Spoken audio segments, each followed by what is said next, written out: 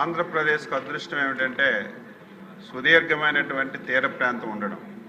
అక్కడ ఇచ్చాపురం నుంచి ఇక్కడ తడ వరకు దాదాపుగా మనకి మొత్తం తీర ప్రాంతం ఉంది.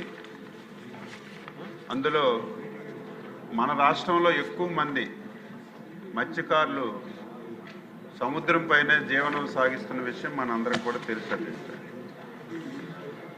2014-19 అధ్యక్ష, తమరు కూడా ఆ రోజు ప్రభుత్వంలో ఉన్నారు. మత్స్యకారులకి ఒక స్వర్ణయుగం అధ్యక్ష.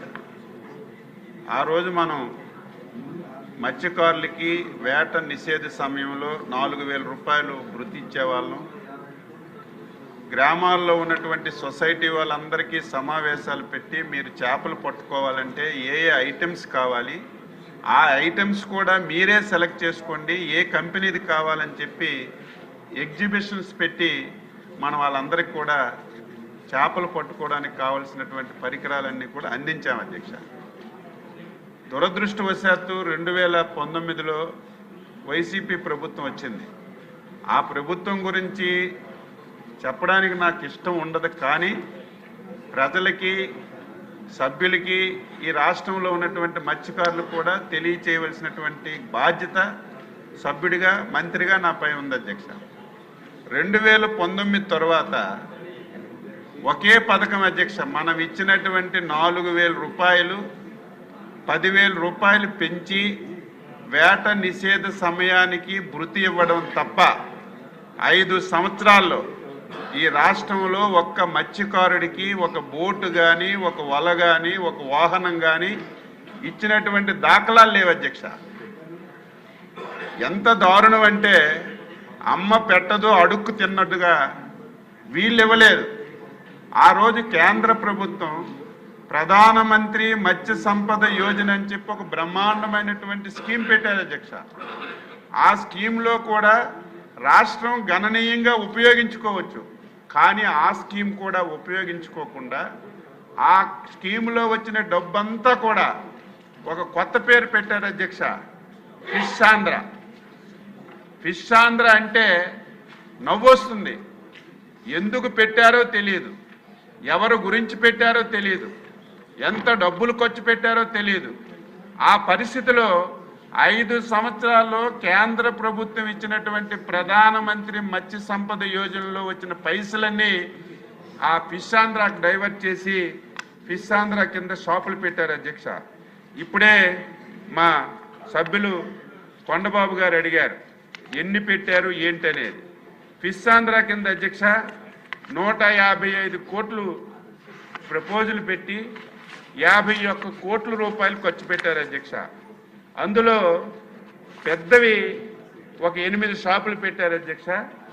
మేము వచ్చిన తర్వాత అవన్నీ చూస్తే 1, 2 పనిచేస్తున్న విజయవాడలో ఒకటి, ఇంకొక ప్రాంతంలో ఒకటి తప్ప మిగతా పనిచేసినటువంటి సందర్భాలు లేవు అధ్యక్ష.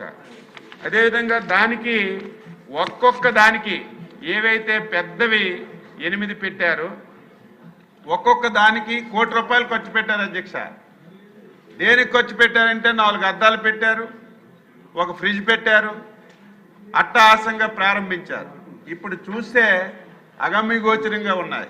అదేవిధంగా 50 లక్షల రూపాయలు పెట్టుబడి పెట్టి ఒక 22 ఏవైతే ఫిష్ ఆంధ్ర కింద షాపులు పెట్టారు అధ్యక్ష, 36 పెట్టారు 50 లక్షలు ఖర్చు పెట్టి. అవి చూస్తే 4-5 పనిచేస్తున్నా మిగతా పనిచేయడం లేదు. 20 లక్షల రూపాయల యూనిట్లు ఖర్చు పెట్టి దాదాపుగా 151 పెట్టారు అధ్యక్ష. ఈ రకంగా ఈ ఫిష్ ఆంధ్ర షాపులు పెట్టారు. ఎక్కడ పెట్టారో, ఎందుకు పెట్టారో, దీనివల్ల మత్స్యకారులకి ఏం ఉపయోగపడుతుందో అర్థం కానటువంటి పరిస్థితి ఉంది. దీని మీద కూడా టోటల్గా ఎక్కడ పెట్టారు, ఎందుకు పెట్టారు, పనిచేస్తున్నాయో లేదు ఇన్ఫర్మేషన్ అంతా తీసుకొని దీని మీద కూడా దృష్టి పెట్టానని చెప్పి ఈ సందర్భంగా తెలియజేస్తున్నాను అధ్యక్ష. అధ్యక్ష, మనం వచ్చి 15 మాసాలు అయ్యింది. మనం వచ్చేసరికి అత్యంత ప్రాధాన్యత అంశాలు అధ్యక్ష మత్స్యకారులకి. వాళ్ళు ప్రతిరోజు వేటకెళ్తారు. వేటకెళ్ళేటప్పుడు ఆ రోజు చంద్రబాబు నాయుడు గారు ముఖ్యమంత్రిగా ఉండేటప్పుడు వేటకెళ్ళేటప్పుడు వాళ్ళకి డీజిల్ ఎక్కువ బర్డన్ అవుతుంది అధ్యక్ష. డీజిల్ బర్డన్ని తగ్గించాలని చెప్పి డీజిల్ మీద సబ్సిడీ కూడా రాష్ట్ర ప్రభుత్వం ఇచ్చింది అధ్యక్ష. దాన్ని ఏ ప్రభుత్వం వచ్చినా కొనసాగిస్తుంది. కొనసాగించవలసినటువంటి అవసరం ఉంది. కానీ గత ప్రభుత్వం ఆ డీజిల్ కూడా సబ్సిడీ ఇవ్వకపోతే నేను వచ్చేసరికి మత్స్యకార సంఘాలు అందరూ వచ్చి మాకు డీజిల్ సబ్సిడీ రాలేదంటే ఒకేసారి అధ్యక్ష 16 కోట్ల రూపాయలు పాత బకాయిలన్నీ ఇచ్చి డీజిల్ సబ్సిడీ అంతా కూడా రిలీజ్ చేశాను అధ్యక్ష. మళ్ళీ 4-5 మాసాల నుంచి మనకున్నటువంటి ఆర్థిక పరిస్థితుల వల్ల, మనకున్నటువంటి ఆర్థిక సమస్యల వల్ల ఈ 4 మాసాలు కూడా డీజిల్ సబ్సిడీ సకాలంలో వెళ్ళకపోతే మళ్ళీ మధ్యన సంఘాలన్నీ వస్తే ముఖ్యమంత్రి గారి దృష్టిలో పెడితే దేన్నైనా ఆపండి, మత్స్యకారులకు మాత్రం మీరు వెంటనే సహాయం చేయండి అంటే 4 రోజుల ముందు అధ్యక్ష డీజిల్కి ఏదైతే సబ్సిడీ ఉందో 7 కోట్ల రూపాయలు 4 రోజుల ముందే రిలీజ్ చేశాం. అప్డేట్గా ఈ రాష్ట్రంలో డీజిల్ మీద సబ్సిడీ ఈ ప్రభుత్వం మొత్తం ఇచ్చింది అధ్యక్ష. ఇంకొకటి, ఇది చాలా ముఖ్యమైనది.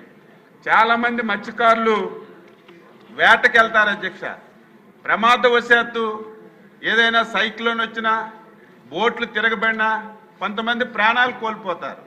ప్రాణాలు కోల్పోతే ప్రభుత్వం వెంటనే మత్స్యశాఖ ద్వారా 5 లక్షల రూపాయలు పరిహారం ఇవ్వాలి అధ్యక్ష.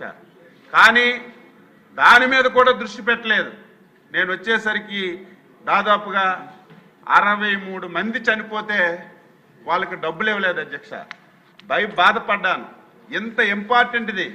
చనిపోయిన తర్వాత 10 రోజులకో 20 రోజులకో ఇస్తే వాళ్ళ కుటుంబానికి ఉపాధి ఉంటుంది.